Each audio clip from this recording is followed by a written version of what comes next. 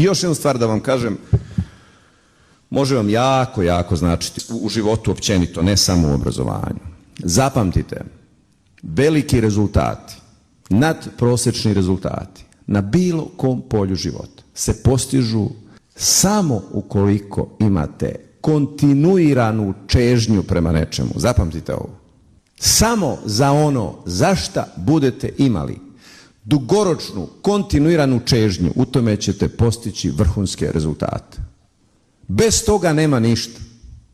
Postoje ogromni talenti koji su zakopani zato što nisu imali čežnju da se realizuju. Nego su mislili, ja sam pametan, ja sam onako talentiran, ja ću se izvući, to malo trikovi, nema ništa i to sve padne. Zapamtite kakva čežnja. Čežnja koja vas dovodi do toga da sanjate i budni i dok spavate.